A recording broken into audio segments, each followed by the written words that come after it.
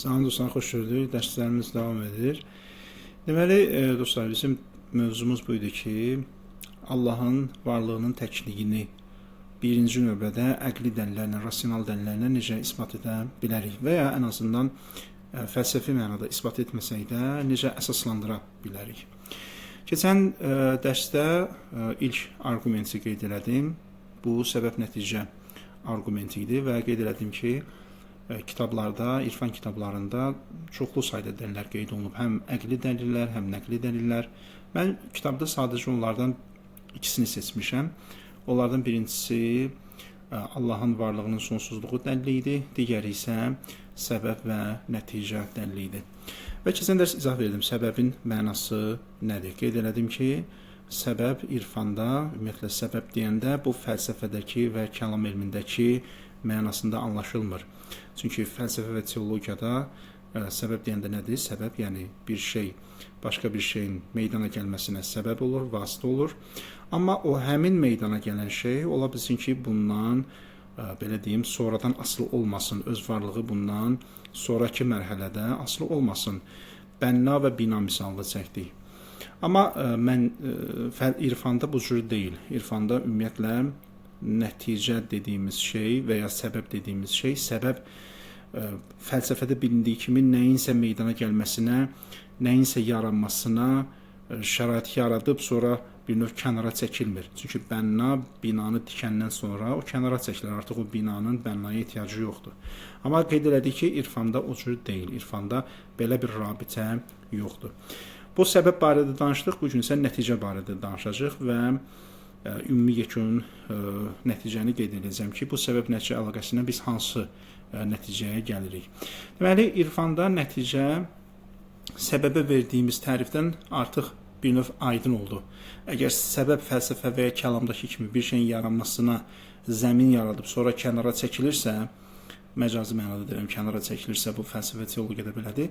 Amma irfanda tamam fərqlidir. İrfanda ümumiyyətlə nəticənin müstəqil bir varlığı, müstəqil bir həqiqəti yoxdur. Onun varlığı başdan ayağa nədir? Asılılıqdır, nəticədən asılılıqdır. Burada mən bir misal çəkmişəm aşağıda mətndə, indi irəliləyən dəqiqələrdə onu oxuyacağım.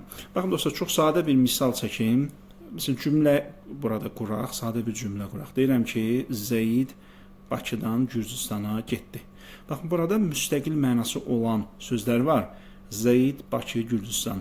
Bir də müstəqil mənası olmayan sözlər var. Şəkilçilər Gürcüstandan və ya Bakıdan Gürcüstana. Bu dandan şəkilçisi, Aə şəkilçisi, yaya şəkilçisi, bunun müstəqil həqiqəti yoxdur, müstəqil mənası yoxdur. Onu siz müstəqil şəkildə istifadə edə bilməzsiniz. O asılıdır, başdan ayağa asılıdır. Və o müstəqil olaraq heç bir məna ifadə etmir. Ancaq və ancaq hansısa bir sözə ki, müstəqil mənası var, ona qoşulandan sonra nəsə bir məna kəsb edir. Bu, irfanda nəticədə belə bir şeydir.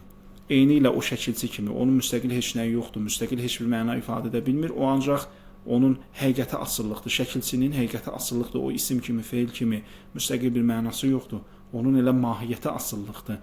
Onun mahiyyəti budur ki, o sözlərə qoşulsun və ondan sonra məna kəsb eləsin. Nəzəri irfanda da, ariflərin yanaşmasında da nəticə o cürdür. Onun müstəqil bir həqiqəti yoxdur, o başdan ayağa asıllıqdır və o səbəbin bir növ daxilində, kontekstində, kənarında nəsə bir həqiqət ifadə edir, məna ifadə edir. İndi gəlin nəticə haqqında mətnini oxuyaq, ondan sonra yekun gəldiyimiz nəticəni qeyd edəcəm. Deməli, səbəbə verilən izahdan nəticənin mahiyyəti nə olduğu da aydın olur. Çünki səbəbi tərif edəndən sonra artıq mahiyyət avtomatik olaraq aydın olur. Niyə? Çünki səbəb və nəticə arasında bir zəruri əlaqə var. Səbəbin necəliyi mahiyyətin necəliyinə avtomatik təsir edir. Ona görə biz əvvəlcədən səbəbi izah verəndə, səbəbin o mahiyyətini açıqlayanda avtomatik olaraq nəticədə aydın olur. Ariflərin baxışında nəticə heç bir müstəqil varlığa sahib deyil. Bu kontekstdə nəticəyə varlıq deyilməsi sadəcə olaraq məcazi bir anlam ifadə edir. Deməli dostlar, nəzəri irfan kitablarında varlıq sözü əgər yaranmışlar barədə istifadə olunursa, bu məcazi mənadadır, həqiqi mənada deyil. Bəzən söz tapmaq olmur onu ifadə etmək üçün. Çünki nəzəri irfanda varlığın söz tərifi var. varlıq ancaq Allah barədə işlənə bilər. Digər nəsnələr barədə istifadə oluna bilməz həqiqi mənada. Sadəcə olaraq bəzən indi hansısa bir məsələni ifadə etmək üçün, izah etmək üçün məcbur olursan ki, o yaranmışlara da varlıq deyəsən, mövcud deyəsən. Bəli, məcazi anlam ifadə edir. Çünki onun varlığı tamamilə səbəbdən asılıdır. O müstəqil bir həqiqətə sahib deyil. Bu asıllıq təkcə icad məqamı ilə məhdudlaşmır. Baxın, bu asıllıq, yəni nəticənin səbəbdən asılılığı təkcə o yaranış prosesi ilə məhdud deyil. Necə ki, fəlsəfə və teologiyada o cürdür. Bənna bina misalındakı kimi. Yaratdı və salam. Ondan sonra o səbəbə möhtac deyil. Xeyr, irfanda belə deyil. Belə ki, nəticə var ola bilmək üçün səbəbə ehtiyac duyur, lakin var olduqdan sonra səbəbdən asılılığı aradan qalxır. Fəlsəfə və kəlamda bu cür adətən izah edirlər. Xeyr, nəticə var olduqdan sonra da səbəbdən asılıdır. Ümumiyyətlə, səbəbi nəzərə almadan nəticə heç bir anlam daşımır. Yəni, ortada nəticə var, amma bu nəticəyə biz müstəqil baxa bilmərik. O nəticənin nəyi varsa hamısı səbəbdəndir. Çünki nəticənin həqiqəti onun asıllığıdır. Baxın, nəticənin mahiyyəti asıllıqdır.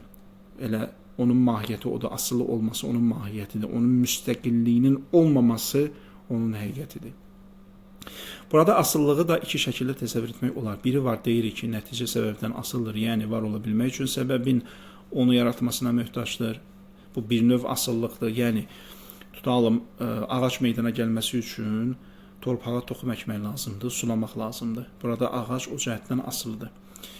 O toxumu kim əkir, o suyu kim sulayır? Bağban. Burada ağacın varlığı bağbandan asılıdır. Amma elə ki, ağac meydana gəldi, o artıq bağbandan asılı deyil, müstəqildir. Bu da bir növ asıllıqdır. Amma bu asıllıq müvəqqəti asıllıqdır. Bir var, deyirik ki, nəticə səbəbdən asılıdır, yəni var ola bilmək üçün səbəbin onu yaratmasına möhtacdır. Bu bir növdür. Bu mənada asıllığı onsuz da bütün filosof və teologlar qəbul edirlər. Ariflərin dediyi isə tamamilə fərqli bir anlayışdır. Onların iddiasına görə nəticə özü başdan ayağa asıllıqdır. Nəticənin mahiyyəti budur. Nəinki səbəbə möhtac olan və ondan asılı olan, eyni zamanda isə müstəqil kimliyə sahib olan bir varlıqdır. Bəli, bu iki təsvir arasında fundamental bir fərq var. Aydın məsələdir, bu ikisi arasında köklü bir fərq var. Bir var deyək ki, hansısa bir nəticə yalnız yaranış prosesində asılıdır, ondan sonra müstəqil bir həqiqətə çevrilir. Bir də var deyək ki, istənilən varlıq, istənilən nəsnə, istənilən yaradılmış həqiqət, xarici alimdə müşahidə etdiyimiz, o hər an asılıdır, hər an möhtacdır. O heç vaxt o asıllıq onun zatından kənarlaşmır. Bu iki təsvir arasında təbii ki, belə bir fərq var. Bir var, bir şey müstəqil kimliyə sahib olur, amma var ola bilmək üçün başqa şeydən asılı olur, ona möhtac olur. Bəli, ikisi də müstəqildir, sadəcə o yaranışdan möhtac idi, sonra da müstəqil bir həqiqətə sahib oldu. Amma bir də var, həmin şey ümumiyyətlə heç bir müstəqil kimliyə sahib olmur, onun mahiyyəti ilə başdan ayağa asılılıq olur. Bu da ariflərin yanaşmasında nəticədir. Bir şeyin ki, həqiqəti başdan ayağa asılılıqdır, həmin şey hər nəyə sahib olursa olsun, öz səbəbinə aiddir, özünün müstəqil heç nəyi yoxdur. Yəni, bu şey asılıdırsa, onun mahiyyəti asılılıqdırsa, deməli, onun müstəqil heç nəyi ola bilməz. Onun sahib olduğu şey elə dolayısıyla o səbəbinə aiddir, onun müstəqil heç nəyi yoxdur. Ümumiyyətlə, səbəbi nəzərə almasaq, o heç nədir. Bəli, səbəbi nəzərə almasaq, o ümumiyyətlə puçluqdur, yoxluqdur. Heç bir anlam daşımır. Onu dərk etmək, ona işarə etmək belə mümkün deyil. Ariflərə görə xarici aləmdə gördüyümüz bütün çoxluqlar bu şəkildədir. Xarici aləmdə hər nə görürsünüzsə, insandan tutmuş, canlılardan, cansızlara dək hər şey bu şəkildədir. Heç bir müstəqil kimliyə sahib deyil. Onlara nisbət verilən, istənilən bir xüsusiyyət səbəbləri olan Tanrıya aiddir. Baxın dostlar, bu dini yanaşma ilə materialist yanaşma arasındakı fərq budur. Dini yanaşmada hər şey Tanrıda bitir, hər şey Tanrıdan asılıdır, hər şey Tanrıya bağlıdır, Allaha bağlıdır. Ondan müstəqil, ondan kənarda, onun iradəsinin kənarında heç nə yoxdur. Amma digər yanaşmada təbii ki, belə bir şey ümumiyyətlə müzakirə mövzusu deyil. Niyə? Çünki orada ümumiyyətlə Tanrının varlığı müzakirə mövzusudur. Məsələn, materialist yanaşma təbii ki, Tanrının varlığını qəbul etmədiyi üçün o belə bir izah gətirmir kainatın belə deyə hərəkət mexanizmasına. Qeyd olunan məsələnin daha da aydınlaşması üçün sadə bir misal çəkək. Bayaq çəkdiyim misal. Gəlin belə bir cümlə quraq. Yaqub Bakıdan Gürcüstana getdi. Bu cümlədə Yaqub, Bakı və getdi sözləri ayrılıqda müstəqil mənaya sahibdirlər. Bəli, hər biri ayrı-ayrılıqda özünün müstəqil mənası var. Lakin Bakı sözünün sonuna qoşulan dan şəkilçisi ilə Gürcüstan sözünün sonuna qoşulan a şəkilçisi ayrılıqda heç bir müstəqil məna ifadə etmirlər. Niyə? Çünki onların müstəqil heç bir mənası yoxdur. Onlar ancaq qoşulandan sonra, aid olandan sonra müəyyən bir məna kəsb edirlər. Bu iki şəkilçi yalnız cümlə daxilində məna qazanır. Cümlədə istifadə olunan müstəqil mənalı sözlər olmasa, bu iki şəkilçi ayrılıqda heç vaxt müstəqil məna daşımayacaq. Dan sözünü biz təkcə istifadə edə bilərik? Xeyr. A sözünü, ya sözünü, yə sözünü, şəkilçisini müstəqil istifadə edə bilərik? Xeyr. Çünki bunların müstəqil heç nəyi yoxdur, heç nəyə sahib deyillər. Yəni belə götürsək, dan müstəqil baxsaq ona yoxluqdur, puşluqdur. Heç nə yoxdur. Çünki heç bir məna daşıya bilmir. Amma elə ki onu Bakı sözünə, Gürcüstan sözünə qoşduq, onda o artıq o kontekstdə məna ifadə edir. Ariflərə görə Tanrıdan başqa hər nə varsa, hamısı sözü gedən cümlədəki şəkilçi kimidir. Xarici aləmdə gördüyümüz bütün çoxluqlar əslində heç bir anlam kəsb etmirlər. Onlar yalnız Tanrının vasitəsilə məna qazanır və nəsə ifadə edirlər. Tanrının varlığını nəzərə almasaq, onlar əslində başdan ayağa yoxluqdurlar. Beləliklə, ariflərin səbəb və nəticə ilə bağlı baxışları, izahları varlığın yalnız Tanrıya məxsus olduğu nəticəsini doğurur. Tanrıdan başqa heç bir nəsnə varlıq hesab oluna bilməz. Çünki varlığa verdiyimiz tərif fəlsəfi və teologiyadan fərqlidir. Xarici aləmdə gördüyümüz hər nə varsa, hamısı Molla Sadranın deyimi ilə desək, Tanrının aşkarlanmasıdır, təcəllasıdır. Başqa bir şey deyil. Varlıq ilə təcəlli arasındakı fərq haqda isə növbəti fəsillərdə danışacaq. Varlıqla təcəlli arasında fərq nədir? Niyə biz yaranmışlara varlıq demirik, amma təcəlli deyirik? Yəni, bu iki məfhumu, iki sözü, termini bir-birindən əvəz eləyəndə nə dəyişir, nə kimi fərq var? Növbəti fəsillərdə onlara toxunacağım.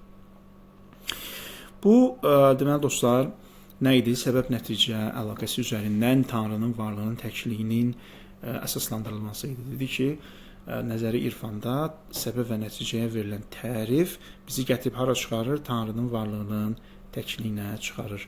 Və burada yenə deyirəm, açar sözü nədir dostlar? Varlıq. Baxın, bu açar sözünü unutmayın. Nəyə görə? Çünki mən burada varlığın təkliyindən danışıram. Aydındır? Arif deyir ki, bir şey ki asılıdır, o varlığın tərifi artıq ona şamil olmur. Çünki varlıq arifə görə müstəqildir, əzəlidir, əbədidir. Hər şeyi özündəndir, heç nəyə möhtac deyil. Arif nə deyir? Arif deyir ki, varlıq heç nəyə möhtac deyil. Amma gəlib burada kainata izah verəndə deyəndə ki, bütün yaranmışlar hamısı asılıdır, deməli ona biz varlıq deyə bilməyəcəyik. Varlıq deyə bilmədiyimiz üçün avtomatik olaraq varlıq ancaq nəyə məxsus olur?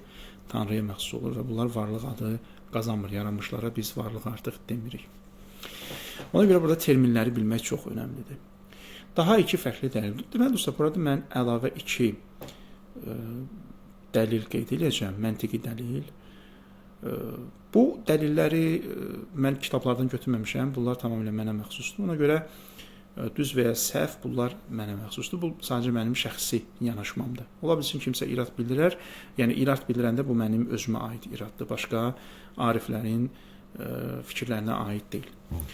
Varlığın təkliyi ilə bağlı yuxarıda qeyd etdiyim iki dəlildən əlavə daha iki dəlil nəzərinizə çatdırmaq istəyirəm. Bu iki dəlil tamamilə mənə aid dəlillərdir. Nəzəri irfan kitablarında varlığın təkliyinin isbatı ilə bağlı qeyd olunan dəlillərin içərisində bu iki dəlillə rastlamamışam. Mən rastlamamışam, bəlkə də kimsə yazıb, bilmirəm, xəbərim yoxdur. Sadəcə mən rastlamamışam. Birinci dəlil nədir? Birinci dəlil təriflə əlaqəlidir. Deməli, dostlar, məntiq elmində tərif bölümü önəmlidir. Çünki məntiqin əsas bölümlərindən biri tərifdir. Tərifi biz nəyə görə öyrənirik? Tərifi ona görə öyrənirik ki, biz barəsində danışdığımız şey barədə düzgün bir fikrə sahib olaq. Çox vaxt problem nədən yaranır? Məsələn, hansısa bir məsələni müzakirə edirik. Aydındır, hansısa bir məsələni müzakirə edəndə görürük fikir ayrılığı var. Bəzən olur ki, indi yanaşmalar fərqlidir, o təbiidir, arqumentlər fərqlidir, ona görə nəticələr fərqli olur, o heç.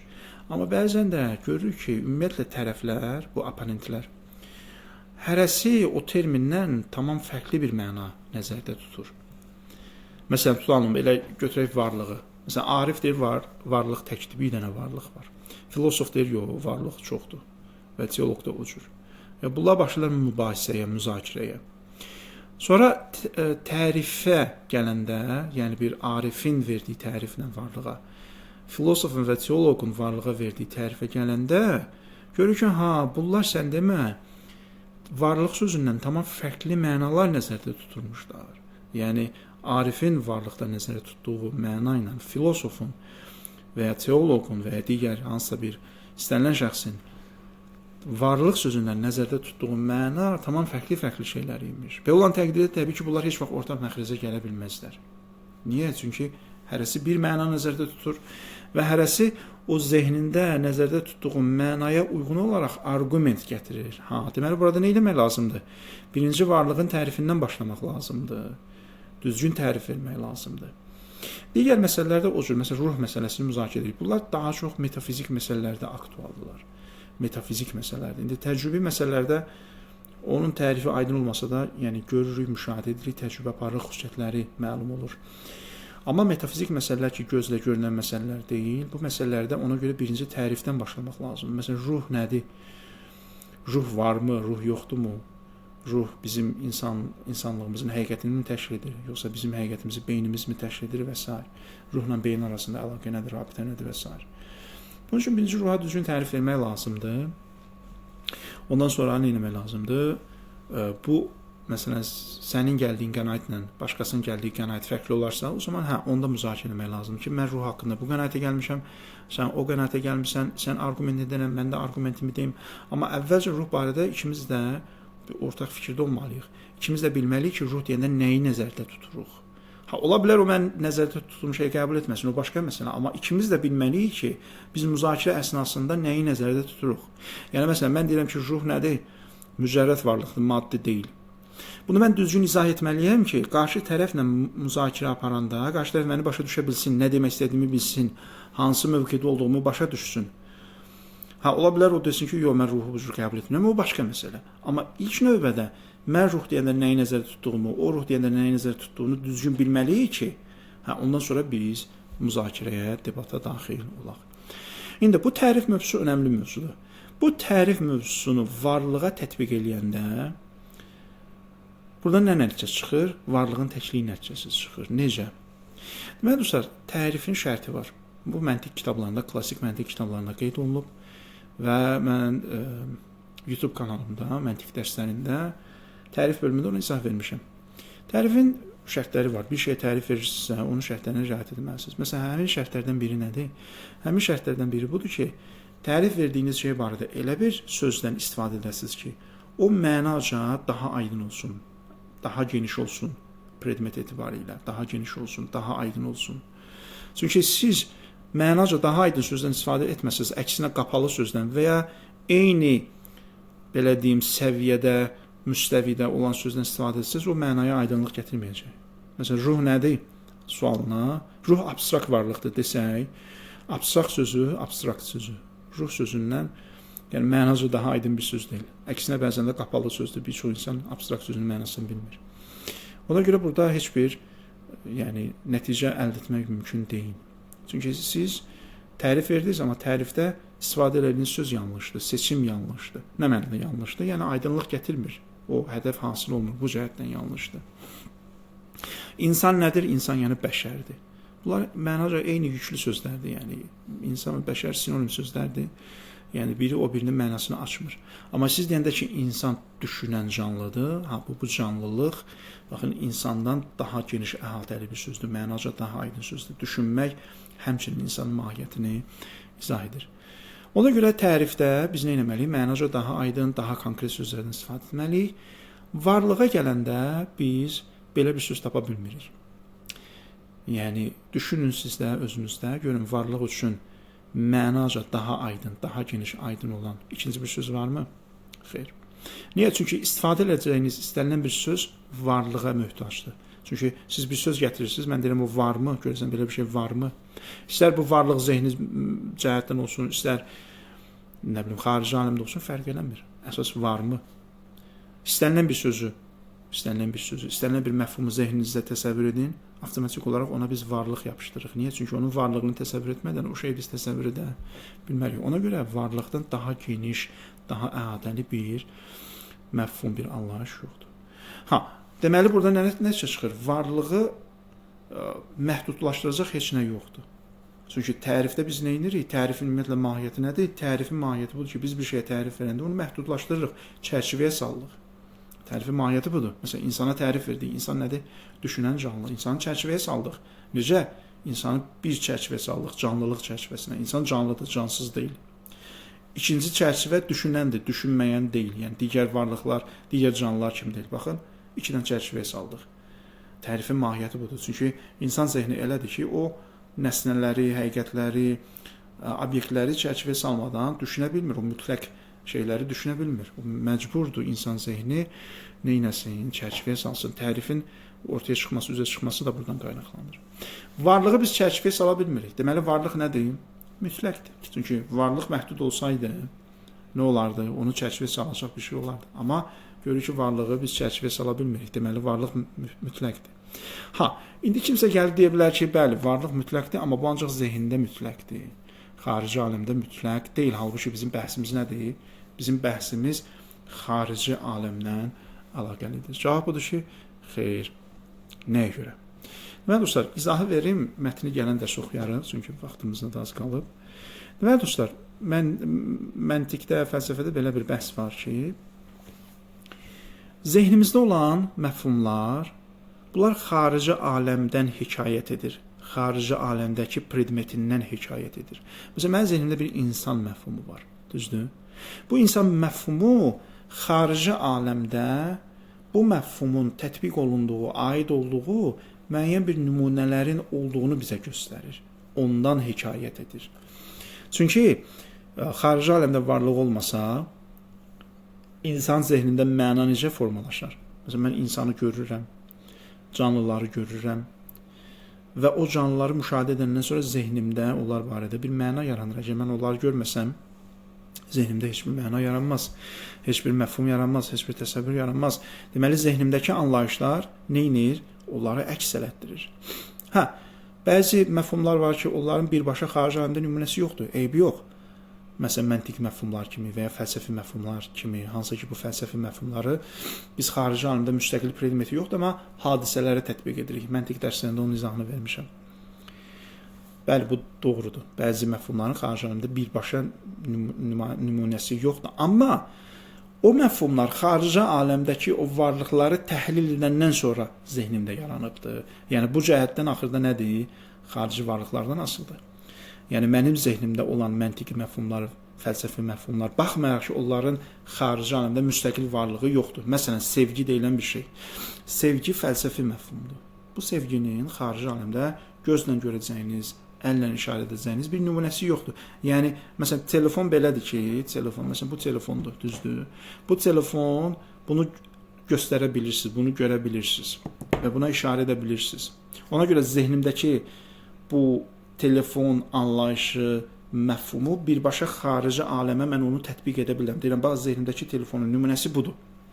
Amma sevgi elə deyil. Sevgi zehnimdə birbaşa, xarici aləmdə birbaşa nümunəsi yoxdur ki, zehnimdəki o məfhumu ona aid edim. Bəs necə yaranır? Təhlil nəticəsində, analiz nəticəsində yaranır. Yəni nə?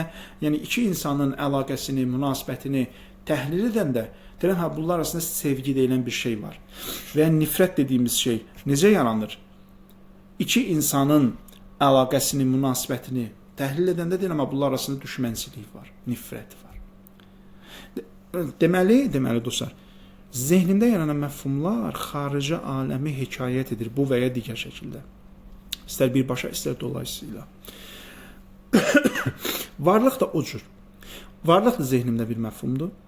Deməli, varlığın hekayət elədiyi xarici aləmdə bir həqiqət olmalıdır və ya bir hadisə olmalıdır. Əks təqdirdə o zehnimdə yarana bilməzdir. Buradan nə nəticəyə gəlirik? Buradan bu nəticəyə gəlirik ki, əgər varlıq mütləqdirsə, əgər varlıq heç bir çərçivəsi yoxdursa, əgər varlıq limitli deyilsə ki, tərif bəhsindən bu bizə aydın oldu, tərifin şərtlərindən bu bizə aydın oldu. Birinci mərhələdə bu nəticəyə gəlirik ki, varlıq mütləqdir, bunun heç bir limiti yoxdur. İkinci qaydadan, yəni zehnimizdə olanlar xarici aləmə əks elətdirir. Bu qaydadan da bu nəticəyə gəlirik ki, bu zehnimizdəki varlıq ki mütləqdir, bunun xarici aləmdə də nümunəsi olmalıdır ki, o da mütləq olsun. O da nə olsun? Limitsiz olsun. Onun da varlığının heç bir sərhədi olmasın. Bu qaydadır. Çünki bunu biz inkar eləsək, o zaman ümumiyyətlə idrak məsələsi sual altına gedər. Ümumiyyətlə idrak məsələsi sual altına gedər. Çünki mən zehnimdəki bir şeyin xarici aləmdəki nümunəsini tapmasam, bu və ya digər şəkildə, baxın, bu və ya digər şəkildə, müstəqil yox, bu və ya digər şəkildə, bax, verdiyim izaha uyğun olaraq. Əgər mən zehnimdəki varlığın və ya məfhumun və ya anlayışın nümunəsini tapa bilməsəm, o zaman nə olacaq? O zaman idrak sual altına gedəcək. Yaxşı, deyə bilərsiniz ki, Allahın şəriki, bu necə? Bu da axı bir məfhumdur, zehnimizdə var. Bu da bir anlayışdır. Xarici aləmdə bu nümunəsi var. Təbii ki, xarici aləmdə nümunəsi yoxdur. Bəs qayda hara getdi? Bayaq dediniz, qayda var, zehnimizdə olan hər şey xarici aləmdə nümunəsi olmalıdır. Cavabı budur ki, dostlar, fəlsəfi məfhumlar